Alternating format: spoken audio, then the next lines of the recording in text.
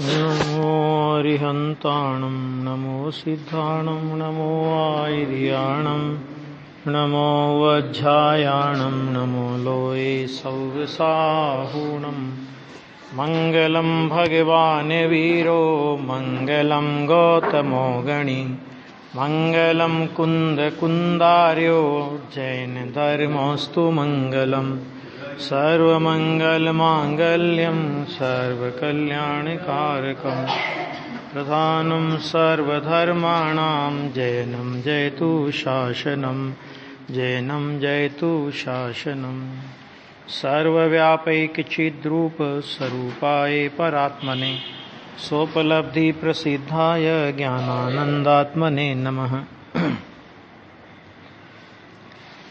गाथा नंबर 124। इसमें ज्ञान, कर्म और कर्म फल के स्वरूप की चर्चा चल रही थी। इसमें ज्ञान की चर्चा करते हुए आचार्य देव ने कहा कि अर्थ विकल्प वह ज्ञान है, और उसके बाद अर्थ में क्या लिया था कि स्व पर के विभाग सहित अवस्थित विश्व, वो है अर्थ। यानी अपनी आत्मा के साथ साथ अपनी आत्मा के अलावा जो अनंत द्रव्य विश्व में है, तो वो सारा विश्व जो है वो कहलाता है अर्थ, और उनके आकारों का अवभाषण, उसका नाम हुआ विकल्प, है ना। और इसकी चर्चा हुई थी कल कि विकल्प का अर्थ यहां राग नहीं है। विकल्प का अर्थ ज्ञान का स्वरूप ही विकल्पात्मक है। दर्शन का स्वरूप निर्विकल्प, माने वो भेद पाड़ करके पदार्थों को नहीं देखता दर्शन, कि ये जड़ है, ये चेतन है, ये रूपी है, ये अरूपी है, ये स्व है, ये पर है। ऐसा भेद पाड़ करके पदार्थों को वो अवभाषण नहीं करता। लेकिन ज्ञान का जो स्वरूप है, वो ज्ञान का स्वरूप ऐसा है कि वो प्रत्येक पदार्थ को पृथक पृथक स्व पर के विभाग पूर्वक पृथक पृथक, है ना, द्रव्य गुण पर्याय सब, उसका अवभाषण, उनके आकारों का अवभाषण का अर्थ लिया था कि वस्तु का जो स्वरूप है पूरा का पूरा द्रव्य गुण पर्याय, वो वस्तु का स्वरूप है ना, तो उसको लिया था आकार। ये इसका अर्थ हुआ था कि आकारों का अवभाषण, उसका नाम हुआ विकल्प। ठीक है, तो यहां विकल्प का मतलब राग नहीं। और दर्पण के निज विस्तार की भांति, ये बिंदु चल रहा था अभी। कैसा है कि दर्पण के निज विस्तार की भांति, यानी जैसे दर्पण के निज विस्तार में स्व और पर आकार एक ही साथ प्रकाशित होते हैं।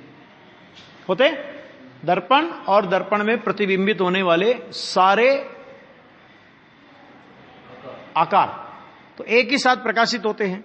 उसी प्रकार जिसमें एक ही साथ स्व पराकार अवभाषित होते हैं, ऐसा अर्थ विकल्प वह ज्ञान है। देखो, इसमें 17-18 नंबर की गाथा में जो ये बात कही आचार्य देव ने कि अनुभूति स्वरूप भगवान आत्मा आबाल गोपाल सबको सदा स्वयं ही,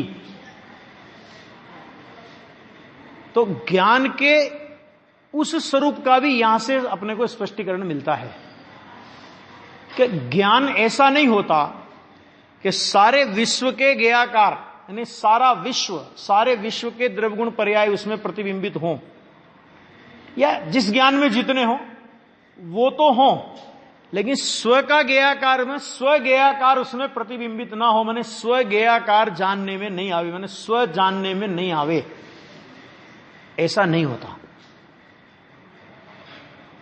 अंतर क्या है? तो अंतर यह है कि जानने में तो स्व भी आ रहा है, क्योंकि ज्ञान का स्वभाव ही स्व पर प्रकाशक है। तो जानने में स्व आने पर भी लक्ष्य अनादिकाल से पर की ओर है, तो जानने में आने पर भी उसको जानता नहीं है। आगे बात समझो, जानने में आने पर भी जानता नहीं है, यह व्यवस्था है। तो बाकी तो जिसमें एक ही साथ स्व पराकार अवभाषित होते हैं, माने ज्ञान में जानना भाषित नहीं हो रहा है क्या? हो रहा है, लक्ष्य नहीं है। तो लक्ष्य नहीं है तो जानने में आने पर भी जानता नहीं है ना। लेकिन ज्ञान का स्वरूप कैसा है कि ज्ञान का स्वरूप तो अज्ञानी का भी, अरे निगोदिया का जीव हो, अक्सर के अनंत में भाग ज्ञान का उगाड़ लेकर के उसका ज्ञान का विकास हो, उसके ज्ञान के विकास में भी स्व पर ज्ञेयाकार प्रतिभाषित होते हैं। और केवल ज्ञानी भगवान को भी स्व पर ज्ञेयाकार प्रतिभाषित होते हैं। अज्ञानी और ज्ञानी में क्या अंतर है? जब स्व भी जानने में आ रहा है, पर भी जानने में आ रहा है, फिर अज्ञानी और ज्ञानी में क्या अंतर है? कि जानने में आ रहा है, इसको स्वसंवेदन पूर्वक जानकर स्वीकृत करे, उसका नाम ज्ञानी। और जानने में आ रहा है और हर समय निषेध कर रहा है, आत्मा जानने में नहीं आ रहा। आत्मा जानने में कहां आता है? आत्मा किसने जाना? आत्मा किसने जाना, ये किसने जाना? अथवा जानने में नहीं आ रहा, कि जानने में नहीं आ रहा, ये जानना किसने जाना कि जानने में नहीं आ रहा? आगे समझ में? आगे समझ में मनोज जी आया कि नहीं? कि जानने में नहीं आ रहा, ये तो तुझे जानने में आ रहा है ना, कि मुझे जानने में नहीं आ रहा। यही तो आत्मा है। और है क्या आत्मा? किसकी सत्ता में जानने में आया है? गुरुदेव श्री से एक प्रश्न किया था, एक बालक ने प्रश्न किया था, 7-8 साल का बालक था। तो उसने गुरुदेव से प्रश्न किया कि आप कहते हो कि आत्मा को जानो, आत्मा को जानो, ठीक है, लेकिन जब हम आंख खोलते हैं तो ये सारा जगत दिखता है, और आंख बंद करते हैं तो अंधेरा दिखता है। अब बताओ आत्मा कैसे जाने? आत्मा कैसे जाने? तो गुरुदेव श्री ने बहुत अच्छा उत्तर दिया कि बेटा ये बता, ये अंधेरा तुझे अंधेरे में जानने में आ रहा है कि कोई जानने वाली चीज है? ये अंधेरा जो जानने में आया, ये किसकी सत्ता में जानने में आ रहा है? कि जिसकी सत्ता में ये जानना हो रहा है वही तो आत्मा है। जानना, देखो बहुत सरल भाषा में कहें तो जानना किसके जानने में नहीं आ रहा? बताओ। और जो जानना है वही तो आत्मा है। और है क्या आत्मा? समझ में आएगी कि नहीं आ गया? हाँ, ऐसा है। स्व पर प्रकाशक, ये कहा है ना, स्व पर के आकार अवभाषित होते हैं, ऐसा अर्थ विकल्प ज्ञान है। अगर जिस ज्ञान में स्व ज्ञेयाकार प्रतिभाषित ना हो रहा हो और अकेला पर ज्ञेयाकार प्रतिभाषित हो रहा हो तो उसको ज्ञान ही नहीं कहते। यहां तो कंडीशन है। क्या क्या क्या परिभाषा दी है? कि एक ही साथ स्वपराकार अवभाषित होते हैं, ऐसा अर्थ विकल्प वह ज्ञान है। आगे समझ में आ गया? इसलिए कोई ये कहे कि मुझे जानने में नहीं आ रहा, तो भी 17-18 गाथा में प्रश्न खड़ा किया कि सब जब ज्ञान से आत्मा तादात्म्य है तो फिर आत्मा को ज्ञान के सेवन करने का उपदेश कैसे देते हो आप? देखो मैं निकालता हूं, 1 मिनट बताता हूं आपको। आचार्य के शब्दों में पढ़ेंगे, बहुत अच्छा है। 17-18 गाथा है समय सार की। समय सार कोई बात नहीं, रहने दीजिए, ऐसे ही दिक्कत नहीं है। ये प्रश्न किया है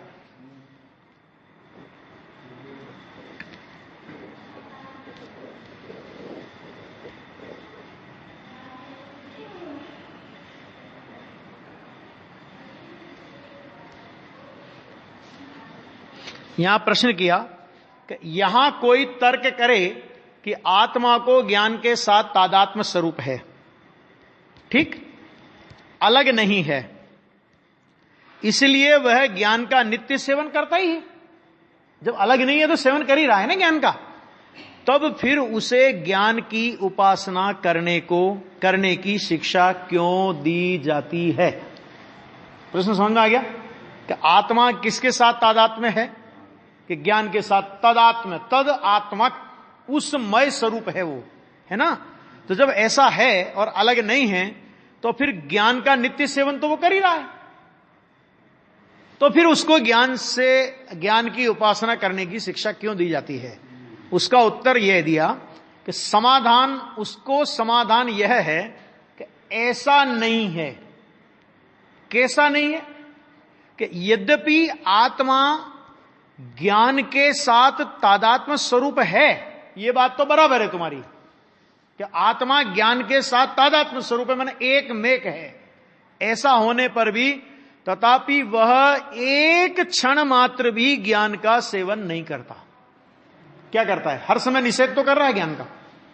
मुझे आत्मा जानने में नहीं आ रहा, मुझे आत्मा है ना। हर पर्याय में भगवान आत्मा जानने में आ रहा है, और हर पर्याय में भगवान आत्मा का निषेध कर रहा है। भाई, भगवान आत्मा के निषेध का मतलब क्या? कि मिथ्या दर्शन ज्ञान चारित्र किस परिणति का नाम है? बताना जरा। भगवान आत्मा की निषेधात्मक परिणति का नाम मिथ्या दर्शन ज्ञान चारित्र है ना, है ना। तो जानने में नहीं आ रहा होता, सच में देखो, इसको उल्टा लेना भी, अगर आत्मा ज्ञान की पर्याय में स्वपर प्रकाशक स्वभाव होने से जानने में नहीं आ रहा होता, तो अज्ञानी जो ये कह रहा है कि मुझे आत्मा जानने में नहीं आ रहा, तो ये उसका निषेध सच्चा हो जाता। नहीं आया समझ में? आया? क्या कहा? कि सच में जानने में नहीं आ रहा, और वो भी ये कह रहा है कि जानने में नहीं आ रहा। तो फिर उसके निषेध को आप मिथ्या दर्शन कैसे कहते हो? वो तो धर्मात्मा हो गया कि वो जानने में आ रहा है और ये निषेध कर रहा है। स्वभाव तो स्वपर प्रकाशक है, चाहे अज्ञानी हो चाहे केवली हो, निगोदिया हो चाहे सिद्ध हो, सबकी ज्ञान की पर्याय का स्वभाव स्वपर प्रकाशक है। एक बात, और सबके जानने की प्रक्रिया एक जैसी है। जानने की प्रक्रिया केवल ज्ञान में भी नहीं बदलती, और जानने की प्रक्रिया निगोद में भी नहीं बदलती। ज्ञान की पर्याय की, ज्ञान पर्याय जो जानन स्वरूप जानने का काम करती है, कि वो जानने की पर्याय जिस पद्धति से निगोद का आत्मा जानता है, उसी पद्धति से सिद्ध का आत्मा जानता है। जानने की पद्धति किसी के लिए नहीं बदलती। जानने की पद्धति तो वही है ज्ञान की पर्याय की। होता क्या है कि अज्ञानी हर समय जानने में आता होने पर भी उसका निषेध करता है, और ज्ञानी जानने में तो आ ही रहा था, स्वसंवेदन पूर्वक उसका अनुभव करता कि ये जो जानने में आ रहा है, ये जो जानने में आ रहा है, सो मैं हूं। ये ज्ञानी हो गया। और अज्ञानी कहता है कि नहीं, कहां जानने में आ रहा, कहां जानने में आ रहा। इस तरह वो निषेध करता है। तो यहां पे कह रहे हैं देखो कि क्षण मात्र भी ज्ञान का सेवन नहीं करता, क्योंकि स्वयं बुद्धत्व अर्थात स्वयं स्वतः जानना, अथवा बोधि बुद्धत्व माने दूसरों से के बताने से जानना, इन कारण पूर्वक ज्ञान की उत्पत्ति होती है। यानी क्या मतलब? कि या तो खुद जान ले। खुद जानने का मतलब क्या होता है? तो देखो, दो बातें हैं। एक निसर्गज अधिगमज समय दर्शन की चर्चा आती है ना तत्वार्थ सूत्र में। तो निसर्गज और अधिगमज का मतलब क्या होता है? कि एक तो स्वयं स्वतः जान ले, और एक किसी के उपदेश से जाने। तो इसमें क्या है कि जिसने स्वयं स्वतः जाना, उसने भी इस जानने से पहले किसी ज्ञानी धर्मात्मा का एक बार उपदेश सुना है। स्वयं बुद्धत्व का मतलब यह है कि उसमें वर्तमान में कोई ज्ञानी निमित्त नहीं है। वर्तमान में किसी ज्ञानी का उपदेश उसे नहीं मिला है, लेकिन पूर्व काल में, पूर्व भव भी हो सकता है, पूर्व भवों भी हो सकता है। मतलब बीच में अगर संगीपना नहीं टूटा हो, संगीपने की स्थिति टूट गई हो तो बात अलग है, नहीं अगर संगी चला आ रहा हो, तो पूर्व के भवों में भी अगर सुना हो, तो वर्तमान में वो स्वयं बुद्धत्व हो सकता है। और किसी जीव को कि किसी ज्ञानी धर्मात्मा का उपदेश मिला और उसने उस बात को स्वीकार किया, है ना। और दोनों उदाहरण अपने को इसी काल में देखने को मिले। गुरुदेव श्री स्वयं बुद्धत्व सम्य दर्शन को प्राप्त किया था गुरुदेव ने, माने इस काल में, युगल जी साहब ने लिखा कि इस काल में उनको कोई गुरु तो मिला नहीं, और अगर जो गुरु उनको मिला था सत्य के लिए, उसको भी उन्हें छोड़ना पड़ा। और गुरुओं की हालत तो जिस तरह की चल रही थी, तो कोई मिलता तो क्या दिखाता उनको, वो है ना। तो वो तो स्वयं बुद्धत्व के पूर्व भाव में सुन करके आए और यहां पर समय सार मिलकर के काम हो गया एक। और दूसरे सोगानी जी थे, जैसे अपने निहाल भाई सोगानी, तो उनको जो सम्यक्त हुआ वो बोधि बुद्धत्व कहलाएगा।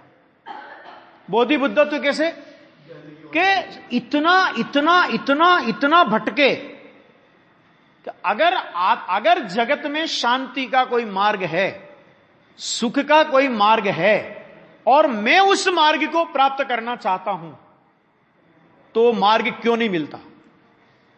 और अंदर में इतनी छटपटाहट, उनका पूरा जीवन वृत्तांत अगर हम पढ़ें तो इतनी छटपटाहट कि ऐसी स्थिति हो गई थी कि या तो इस विकल्प का नाश होगा, अन्यथा तो देह छूट जाएगी, ऐसा उनको लगा। और जब पाटनी जी थे, नेमिचंद पाटनी का नाम तो सुना ही होगा सबने, पाटनी जी थे ना, तो उनने गुरुदेव श्री के प्रवचन का जो आत्मधर्म निकलता था, तो आत्मधर्म उन सोगानी जी को पढ़ने के लिए दिया। देने के बाद उसमें नियम सार के शुद्ध भाव, ये अपने आवश्यक परम आवश्यक अधिकार के प्रवचन गुरुदेव के छपे थे। उसमें गुरुदेव श्री के प्रवचन में एक वाक्य आया था, सट आवश्यक अनावश्यक है, आवश्यक एक आत्मा है। ये वाक्य पढ़ते ही उनको अंदर में चोट लगी, करे ऐसी बात तो मैंने आज तक सुनी नहीं, मेरा तो सारा बोझ उतर गया। मैंने कितने सब कुछ कर लिया उनने, उसके बाद क्या इस व्यक्ति से जिसका ये वचन है उनसे मुझे मिलना है।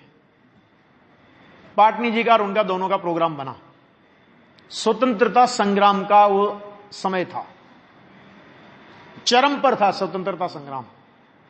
पाटनी जी का और उनका कार्यक्रम बना।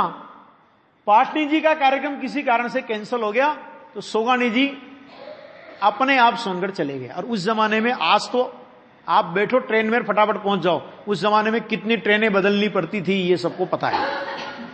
पहुंचे और नहा धो के तैयार होकर के जैसे ही गुरुदेव श्री की प्रवचन सभा में पहुंचे, और प्रथम गुरुदेव के दर्शन के साथ ही उनको लगा कि मेरा मुक्ति विधाता अगर कोई है तो ये है, एकदम चेहरा देख करके। और जो गुरुदेव का प्रवचन चला, ठेठ मारवाड़ी व्यक्ति, ठेठ मारवाड़ी, और गुरुदेव का प्रवचन ठेठ काठियावाड़ी। उस जमाने में तो काठियावाड़ी चलती थी, बाद में गुरुदेव के प्रवचन में गुजराती आई है। जो पुराने प्रवचन है 50, 52, 60 तक के, लगभग काठियावाड़ी भाषा उसमें ज्यादा होती थी। लेकिन गुरुदेव श्री के संवर अधिकार पर उस समय प्रवचन चल रहे थे, तो उसमें गुरुदेव श्री ने कहा राग अने आत्मा भिन्न छे। राग और ज्ञान, राग और आत्मा, राग और ज्ञान कहते भिन्न है। प्रदेश में जो भी चर्चा उस समय चली, उसको एक लाइन उनने पकड़ी उनमें से। और उसके बाद जो वहां की समिति थी, अभी तो टूट गई है, अभी जो नई समिति बन रही है, लेकिन जो पुरानी समिति थी भोजनशाला के पास, उसमें एक कमरे में वो ठहर गए।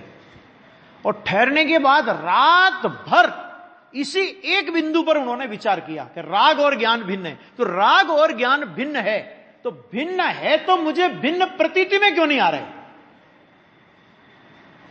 और भाई साहब, इतना गहरा मंथन, इतना गहरा चिंतन, इतना गहरा घोलन चला कि अगला सूर्य उन्होंने मिथ्या दर्शन का नहीं देखा। सुबह होते होते होते होते ज्ञान और राग की भिन्न अनुभूति होकर के संबंध दर्शन लेके उठे। समझ में आ गया है ना। तो इसको बोलते हैं बोधि बुद्धत्व। बोधि बुद्धत्व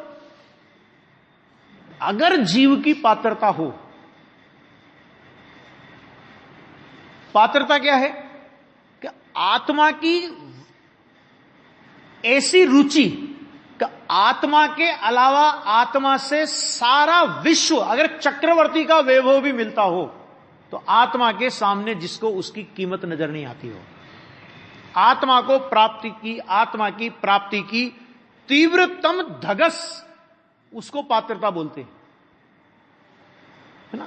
पात्रता के नाम पर जो बहुत चलती है ना गड़बड़ आजकल, ऐसा करो ऐसा करो ऐसा करो तो पात्रता बनेगी, ऐसा करो तो, ये जो बनाने वाली पात्रता है ना, ये खुद धोखा खा रहे हैं और दूसरों को धोखा दे रहे हैं। जब आत्मा की तीव्रतम रुचि जगे, आत्मा को प्राप्ति की तीव्रतम धगस जगे, तो उसके योग्य जो पात्रता बननी होती है उसमें बन जाती है।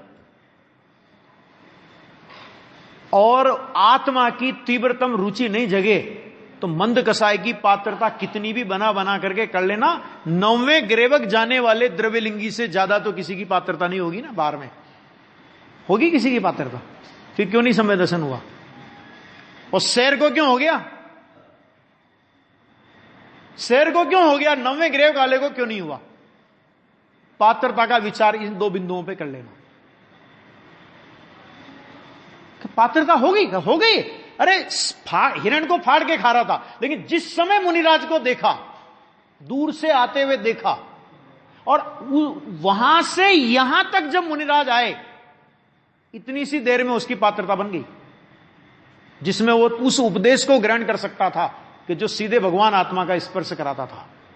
और द्रव्यलिंगी मुनि मंद कसाय की क्रियाकांड खूब की, लेकिन मंद कसाय की उस क्रियाकांड में और शरीर की क्रिया में अपनत्व, और मंद कसाय की क्रिया से मुझे धर्म हो जाएगा, ये करते करते मुझे धर्म हो जाएगा, वो अपात्र हो गया, वो अपात्र हो गया, है ना। तो देखो, बोधि बुद्धत्व और एक होता है स्वयं बुद्धत्व, है ना। तो नियम क्या है कि जो स्वयं बुद्धत्व है उसको भी एक बार किसी ज्ञानी धर्मात्मा का उपदेश अनिवार्य है, भले वो पूर्व भाव में, लेकिन इस भाव में नहीं मिला, पूर्व भाव में मिला हो तो वो इस भाव में भी प्राप्त कर सकता है। उसको बोलते हैं बोधि बुद्धत्व।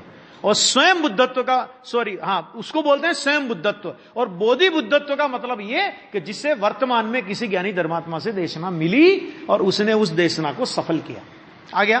तो दूसरा सम्यक दर्शन प्रकट जिसने किया है उससे पहले की पर्याय पात्रता। देखो, सम्यक दर्शन प्रकट देखो देखो एक चीज समझ लो कि देशना लब्धि से लेकर प्रायोग्य लब्धिकरण, मतलब वो क्या है कि देशना को ग्रहण कर सकने योग्य परिणामों की विशुद्धि। समझ में आ गया? मतलब जो विशुद्धि है वो पात्रता है, वो देशना को ग्रहण करने की पात्रता है। मैं ये कह रहा हूं अभी, देशना को, तीव्र कसाय वाला तो देशना को ग्रहण नहीं करेगा। अगर मान लो शेर को खुकार गुस्सा आ रहा होता तो मुनिराज को फाड़ खाता हो, तो देशना सुनता कि फाड़ खाता उनको? मतलब गुस्सा नहीं आ रहा, वो पात्रता होगी। तो पात्रता सुनने के लिए बोल रहा हूं मैं अभी, सम्य दर्शन की बात नहीं कर रहा हूं अभी। ये सुनने की पात्रता के सुनने में इतनी कसाई की उसकी मंदता थी, तो सुनने की तीव्र कसाई जीव तो उपदेश भी नहीं सुनेगा। एक द्रव्य दूसरे द्रव्य का नहीं करता, एक द्रव्य दूसरे द्रव्य का नहीं करता, ये जब सुनेगा, अच्छा नहीं करता, मैंने हाथ उठाया, क्या सब झूठ है? जिसकी तीव्र कसाई होगी वो तो ये जगत से उल्टा लगने वाला उपदेश सुनेगा ही नहीं। सुनने के लिए, अब सुनने के लिए सुनकर के परिणमन करने में मंद कसाय का क्या योगदान है? क्या कोई योगदान नहीं। स्वसन्मुखता का पुरुषार्थ होता है, तो स्वसन्मुखता का पुरुषार्थ जब तक स्वरूप की अंतर्दृष्टि रूप परिणमन नहीं हो, तो क्या स्वसन्मुखता का पुरुषार्थ? उस शेर को, शेर ने देशना सुनी, सुनना भी कि शेर ने देशना सुनी, और देशना सुनने के बाद तत्काल तो समय दर्शन हो नहीं गया, तो देशना सुनने के बाद वो प्रायोग्य लब्धि में आया होगा, वो करण लब्धि में आया होगा, तो क्या उस समय तीव्र कसाय के परिणाम चल रहे थे? मतलब मंद कसाय वो पात्रता, मंद कसाय पात्रता नहीं है, पात्रता है उस स्वरूप की ओर जो जोर है। क्या कहा? यही तो गड़बड़ हो रही है कि जो स्वरूप की ओर का जो जोर है वो पात्रता है, लेकिन स्वरूप की ओर के जोर वाले के कसाई की मंदता तो सहज हो जाती है। मतलब उसको लगन देंगे, उसको लगन, वो लगन है ना, वो जो स्वरूप की ओर की लगन है ना, कि वो लगन पात्रता है। वो लगन भी है। हाँ, और सम्यक दर्शन नहीं हुआ तो उसको पात्र कहेंगे? नहीं, सम्य दर्शन होवे तो पात्रता कहलाएगी, सम्य दर्शन नहीं होवे तो पात्रता। कार्य हो तो कारण का उपचार आएगा ना, कार्य नहीं हुआ तो कारण किसको कहोगे? पात्रता तो एक समय पहले की बात है नहीं, ऐसा नहीं, एक समय नहीं, ना, एक समय पहले की नहीं होती। एक करण लब्धि में अंतर्मुहूर्त तो करण लब्धि में लग जाता है, एक समय पहले का नहीं है। मतलब वो तो स्वरूप का जोर वाला परिणाम जो है। पात्रता का मतलब ये नहीं होता कि पर्टिकुलर ये परिणाम पात्रता है, ये परिणाम पात्रता नहीं है। देखो, पात्रता का बहुत गहरा विषय है। पात्रता का मतलब ये कि स्वरूप को प्राप्त करने की तीव्र धगस वो पात्रता है। समझ में आ गया? और स्वरूप की तीव्र धगस वाले को कसाई की मंदता तो बोनस में मिल जाती है, उसमें कोई दम नहीं है, उसमें कोई दम नहीं है ज्यादा। अब होता क्या है कि क्योंकि जिसको स्वरूप की तीव्र लगन लगी, बहन श्री ऐसा बोलती थी कि मुमुक्षु को मुमुक्षु की भूमिका में न शोभे ऐसे परिणाम नहीं होते। ठीक है, मुमुक्षु की भूमिका में ना शोभे ऐसे परिणाम नहीं होते। तो नहीं होते तो कहीं वो पात्रता हो गई ये नहीं कह रहे हैं, लेकिन पात्रता वाले को सहज ही वैसे परिणाम नहीं होते, तो चरणान योग आदि में उसे पात्रता कह दिया जाता है। हम क्या करते हैं कि हम ये करते हैं कि वो स्वरूप की लगन तो हमारी है गायब, और उस तरह की कसाई की मंदता के परिणाम कर करके अपने को पात्र मान लेते हैं। यहां गड़बड़ है। सच में रुचि मार्ग करती है, आत्म रुचि मार्ग करती है। वो स्वयं बुद्धत्व को जो काम हुआ वो उसकी रुचि के बल पे हुआ है। बोधि बुद्धत्व को जो काम हुआ वो उसकी रुचि के बल पे हुआ है। सारे बोधि बुद्धत्व को तो नहीं होता, सबने भगवान की देशना सुनी। आरोप, निमित्त का आरोप आएगा। कार्य हो तो निमित्त का आरोप आएगा। भूत नेगम नैसे, भूत नेगम नैसे कार्य हो तो निमित्त का आरोप आएगा, और कार्य नहीं हो तो कारण किसका कहोगे? प्रश्न ये है ना कि कारण तो कार्य का होता है ना, तो जो कार्य ही नहीं हुआ तो कारण किसका कहोगे? मतलब सही बात है। वो जो है ना, वो जो प्रायोगिक लब्धि तक तो जीव आ जाता है अनंत बार, लेकिन करण लब्धि अगर दूसरी भाषा में अगर मैं कहूं, अगर इसको बहुत सरल और स्पष्ट भाषा में कहूं तो करण लब्धि सम्यक्त की पात्रता है। बस आ गया समझ में? हाँ, कि करण लब्धि सम्यक्त की पात्रता है कि जिसके बाद नियम से सम्यक्त होता है। अगर पात्रता कहना हो तो उसे कहो, फिर नहीं तो सामान्य भाषा में तो ये आया कि बोधि बुद्धत्व अर्थात दूसरों के द्वारा जानना, इन कारण पूर्वक। हाँ, बोधि बुद्धत्व वाला व्यक्ति, हाँ, पीछे 2 भाव 4 भाव 5 भाव 10 भाव में मतलब संगी पंचेंद्रिय हुआ। संगी पंचेंद्रिय होगा तो वो संस्कार चलते हैं। अगर उसमें एक आध भाव असंगी का, हाँ, नहीं असंगी का हो गया, कट गया तो फिर खत्म हो गया, फिर नई शुरुआत। तो ये तो जो ज्ञान के अंदर अपने संस्कार पड़े हैं, संस्कार ऐसे नहीं पड़े रहते ज्ञान में। संस्कार तो क्या होता है कि कोई ऐसा स्मरण होता है बाद में वापस, ऐसा कोई ऐसी बात सुनी, मान लो जैसे टोडरमल जी ने लिखा कि पूर्व में किसी ज्ञानी से कोई देशना सुनी, ठीक है, उस समय नहीं प्राप्त किया, लेकिन थोड़ी अच्छी लगन रही थी उस समय, बाद में मिट भी जाती लगन। आज लगन है, कल लगन मिट गई, है ना। और बाद में मान लो अगले भाव में मान लो फिर कहीं वो मनुष्य बना या कुछ भी बना, और कोई मिथ्या दृष्टि द्रव्यलिंगी भी है, मिथ्या दृष्टि, और उसने धारा प्रवाह उपदेश दिया तत्व ज्ञान का, ठीक है, तो वो द्रव्यलिंगी तो कोरा है, वो तो बोल रहा है, खुद को कुछ नहीं है, लेकिन उस उपदेश को सुनकर के उस जीव को पूर्व भोग की देशना याद आ गई और उसने अपना काम कर लिया। मोक्ष प्रकाशक में लिया है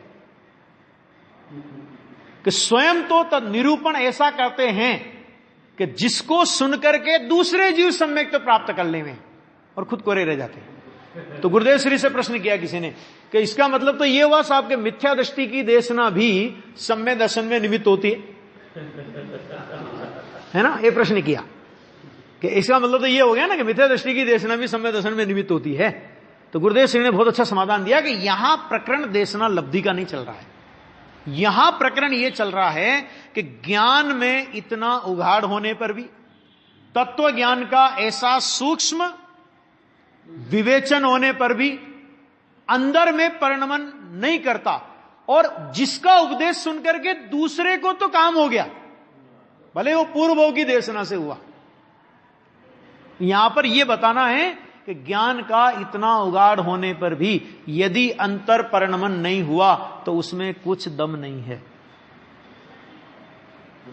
कसाई की इतनी मंदता होने पर भी यदि अंतर परिणमन नहीं हुआ तो उसमें कुछ दम नहीं है, यह सिद्ध करना है। वहां देशना लब्धि सिद्ध नहीं करनी, ये उन गुरुदेव ने उत्तर दिया। देशना लब्धि में तो अनिवार्य रूप से नियम है कि जिस जीव को भी अनादि काल से लेकर अनंत काल तक सम्यक दर्शन हुआ है, हो रहा है और आगे अनंत काल तक होगा, जीवन में एक बार कम से कम ज्ञानी धर्मात्मा की देशना कर्ण गोचर होना ही चाहिए। अज्ञानी की देशना से किसी को सम्यक दर्शन हो जाए ऐसा नहीं होता। इसलिए जो वक्ता श्रोता का संबंध है ना, वो ज्ञानी के साथ है। वक्ता ज्ञानी होता है, चाहे वो केवली परमात्मा, 4 तरह के वक्ता हो सकते हैं। केवली परमात्मा 13वें गुणस्थान वाले, 6ठे गुणस्थान वाले वो मुनिराज भी हो सकते हैं, गणधर भी हो सकते हैं, 5वें गुणस्थान वाले और 4थे गुणस्थान वाले। क्यों? क्योंकि 7वें से 12वें गुणस्थान वाले तो मौन है, सिद्ध भगवान उपदेश देते नहीं, है ना। तो मतलब देशना आपको 4 से ही मिलेगी। केवली भगवान से मिले, या मुनिराज से मिले, या 5म गुणस्थानवर्ती से मिले, और या 4थे गुणस्थान वाले से मिले। इसके अलावा देशना का कोई अधिकारी नहीं है। मतलब देशना इन्हीं के द्वारा होगी, मतलब वक्तापना जो होता है ना, वो इन्हीं का होगा। इसको कहते हैं, ये है बोधि बुद्धत्व, माने ये बोधिदाता, ये लोग ये कहलाएंगे। आ गया? ये कहलाएंगे बोधिदाता, है ना। बाकी और बुद्धत्व कौन? कि जिसने उस बोधि को अंतर में परिणमन करा लिया, वो बोधि से बुद्धत्व हुआ। नहीं तो बोधि तो मिली, बुद्धत्व नहीं हुआ। आ गया?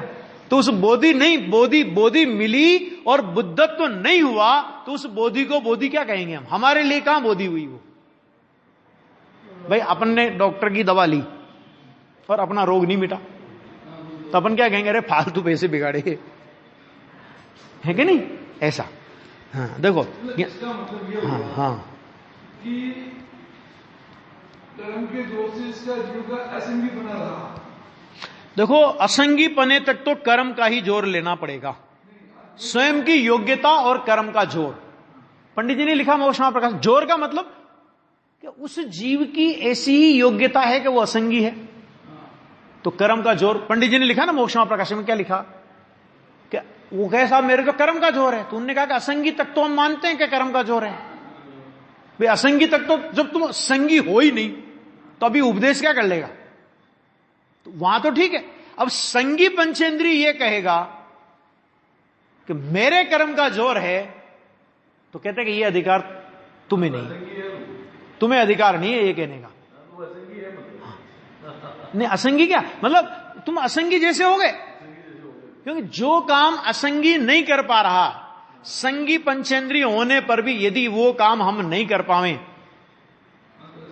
तो क्या हुआ? उसमें अंतर क्या पड़ा? एक आज का निगोदिया है और एक कल का निगोदिया है, फर्क क्या पड़ा उसमें? फर्क क्या पड़ा? एक आज का निगोदिया है और नेगम नयों की अपेक्षा से लगाओ तो मिथ्यात्व में परिणत जीव वर्तमान निगोदिया है। क्या है उसमें? दम क्या है उसमें? आ गया समझ में ना? देखो फिर क्या लिखा? या तो काल लब्धि आवे, अब देखो यहां पे, या तो काल लब्धि आवे तब स्वयं ही जान ले। काल लब्धि का मतलब क्या? कि स्व काल में, उस काल में वो पर्याय होने की योग्यता से वो स्वयं ही जान ले, अथवा कोई उपदेश देने वाला मिले तब जाने। तो उपदेश देने वाले मिले तब जाने, उसके तो काल लब्धि की जरूरत नहीं है ना।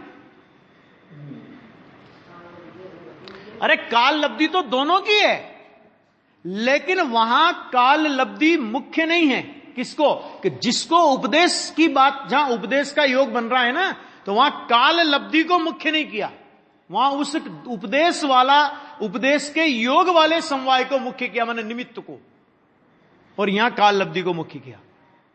आ गया? कार्य तो देखो कार्य हुआ है ना, तो कार्य में तो काल लब्धि इसके भी है, क्योंकि इसको भी जो बोधि बुद्धत्व हुआ है वो उस समय की स्वकाल लब्धि है, और वो स्वयं बुद्धत्व वाला भी स्वकाल लब्धि से स्वयं बुद्धत्व हुआ है। लेकिन क्योंकि जो स्वयं बुद्धत्व हुआ उसके वर्तमान में बाहर में कोई निमित्त आपको दिखाई नहीं दे रहा, तो काल लब्धि की मुख्यता से कथन किया जाएगा। और इसके काल लब्धि होने पर भी बाहर का निमित्त इस समय दिखाई दे रहा है, तो यहां काल लब्धि को गौण करके निमित्त की ओर से कथन किया जाएगा। कार्य तो दोनों को 5 समवाय पूर्वक ही हुआ है। मुख्यता की बात है, मुख्यता गौणता से कथन होता है, कार्य नहीं होता। कार्य के काल में तो 5 समवाय दोनों को हैं। आगे समझ में, दोनों को 5 समवाय है। अब कथन की मुख्यता है। अब देखो एक उदाहरण ऐसे है, समय सार कलश टीका आप पढ़ रहे हो ना, अभी सुबह के टाइम चलती है ना, तो समय सार कलश टीका में राजमल जी साहब जहां जहां बात आएगी, काल लब्धि के बिना करोड़ों उपाय करे तो भी सम्यक्त होने का अधिकारी नहीं, वो काल लब्धि को ज्यादा ले रहे हैं। और पंडित टोडरमल जी लिख रहे हैं पुरुषार्थ से ही मोक्ष की प्राप्ति, काल लब्धि होनहार कुछ वस्तु नहीं। अभी क्या करें?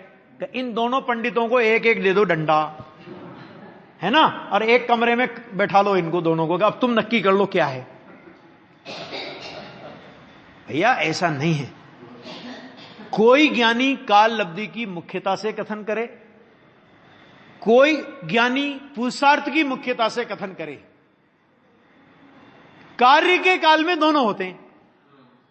काल लब्धि की मुख्यता से कथन किया, उसके पीछे क्या कारण? कि पुरुषार्थ के नाम पर पुरुषार्थाभास का या कर्तृत्व के अभिमान का अज्ञानी जीव सेवन करता है। नाम पुरुषार्थ का है और कर्तृत्व का अभिमान सेवन करता है, उसको काल लब्धि बताई जाती है कि काल लब्धि के बिना कर ले तेरे को जितना करना है। आगे समझ में क्या कहा? फिर से क्या कहा? काल लब्धि का उपदेश किसके लिए मुख्यता से? कि पुरुषार्थाभास, निश्चयाभास की तरह, पुरुषार्थ नहीं, पुरुषार्थाभास माने अपने कर्तृत्व के अहंकार को मैं जब चाहूं, जैसे चाहूं वैसे पर्याय को बदल सकता हूं, इस तरह अपने पुरुषार्थ का नाम लेकर सच में कर्ता बुद्धि का पोषण करता है, उसको काल लब्धि की मुख्यता से कथन किया जाता है। और काल लब्धि का बहाना लेकर जो देखी वीतराग ने सो होसी वीरा रे, और प्रमाद का सेवन करता है, उसको पुरुषार्थ की मुख्यता से कथन किया जाता है। कार्य के काल में काल लब्धि का भी वही महत्व है और पुरुषार्थ का भी वही महत्व है। क्यों? क्योंकि कार्य के काल में 5 समवाय एक साथ होते हैं। ये तो मुख्यता गौणता, मैंने किस बीमारी का क्या इलाज है। अब अपन कहेंगे नहीं राजमल जी ने तो अच्छा लिखा, काल लब्धि की बात लिखी, पंडित टोडरमल जी पुरुषार्थ की बात करते हैं। अरे दोनों पंडितों में कोई विरोध नहीं है, बात वही है, किस बीमारी का इलाज उन्होंने किया है। आ गया है ना? हाँ, न तो हमें पुरुषार्थ के नाम पर कर्ता बुद्धि का सेवन करना है और न काल लब्धि का बहाना लेकर, आ गया, पुरुषार्थहीनता यानी प्रमाद का पोषण करना है। गुरुदेव से पूछा था एक बार, तो उनने कहा कि तू दुकान पे लगा ना, अपनी व्यापार धंधे में लगा अपना काल लब्धि, कि जब दुकान खुलनी होगी खुल जाएगी, जब पैसा आना होगा आ जाएगा, काल लब्धि में होगा तो आ जाएगा। कि वहां तो आधे घंटे लेट हो जाए तो परिणाम में आकुल व्याकुल हो जाता है। और यहां बात आवे धर्म की, समय दर्शन की बात आवे, तभी काल लब्धि की बात करता है कि तुझे काल लब्धि कहने का अधिकार ही नहीं है। बहुत बैलेंस से पूरा जैन शासन समझना पड़ेगा, ऐसा नहीं है। देखो क्या कह रहे हैं यहां पे, तो जैसे सोया हुआ पुरुष या तो स्वयं ही जाग जावे अथवा कोई जगावे तब जागे, लेकिन मेरा प्रश्न ये कि जागेगा तो खुद से ही ना, वो है ना, देखो वहां पुनः प्रश्न होता है कि यदि ऐसा है तो जानने के कारण से पूर्व क्या आत्मा अज्ञानी ही है, क्योंकि उसे सदैव अप्रतिबुद्धत्व है। गुरुदेव आचार्य भगवान उत्तर देते हैं ऐसा ही है, वह अज्ञानी ही है। आगे ये इतना बढ़िया विवेचन, ये 17-18 नंबर की बात। मैंने ये प्रकरण काय पे चला अपना, किस बिंदु पे चला कि जो हम निषेध करते हैं ना कि कहां जानने में आ रहा आत्मा, कहां जानने में आ रहा आत्मा, तो आचार्य तो कह रहे हैं कि तू जो ज्ञान का स्वरूप ही ये है। क्या ज्ञान का स्वरूप है कि जिसमें एक ही साथ स्वपराकार अवभाषित होते हैं, ऐसा अर्थ विकल्प वह ज्ञान है। जैसे देखो 1 मिनट में पूरा हो गया, 1 मिनट में पूरा करता हूं कि जैसे किसी ने कहा मैंने घड़े को जाना, आप बोलते हो नहीं बोलते हो? मैंने प्रत्यक्ष देखा, बोलते हो नहीं बोलते हो? मैंने प्रत्यक्ष देखा, तो उसके प्रत्यक्ष की तो तू गवाही दे रहा है, लेकिन तू ये बोल रहा है ना मैंने प्रत्यक्ष देखा। तो आचार्य कहते हैं मैंने माने किसने? आ गया ना स्वप्रकाशक, पहले आ गया कि नहीं आ गया? हाँ, कोर्ट में क्या होता है, चश्मदीद गवाह, चश्मदीद गवाह किसी माने मर्डर वगैरह के केस में चश्मदीद गवाह की गवाही चलती है ना। तो चश्मदीद गवाह ने गवाही दी कि हाँ साहब इसने मेरे सामने अमुक आदमी को चाकू मारा, बंदूक चलाई, गोली जो भी कुछ हुआ। ठीक है, तुम कितनी दूर थे? मैं इतनी दूर थे, तूने बचाया क्यों नहीं? अरे साहब मेरे को तो डर लग गया, जो कुछ भी कहा। अब मजिस्ट्रेट गए, ठीक है अपना नाम और पता लिखा दो, जरूरत पड़ने पर तुम्हें और हम बुलाएंगे। अब वो ये बताए, ये बोले कि मुझे अपना नाम पता नहीं है। नाम क्या है आपका? मुझे पता नहीं। पता क्या है? मुझे पता नहीं। मैंने जो आपको बताया वो तो पक्का है ना। वो कहते हैं हम ऐसे मूर्खों की गवाही नहीं मानते कि जिन्हें अपना ही पता नहीं होता, कि मैं चश्मदीद हूं, मैंने प्रत्यक्ष देखा है। तो मैंने प्रत्यक्ष देखा है, तो जिसने प्रत्यक्ष देखा वो कौन है ये बताओ पहले। ये हो गया स्वप्रकाश। स्व पहले आएगा, मैंने प्रत्यक्ष देखा, तो मैं पहले आया कि नहीं आया? आ गया। इसका नाम है स्वप्रकाश। ये अर्थ विकल्प, इसका नाम ज्ञान है। शेष चर्चा कल।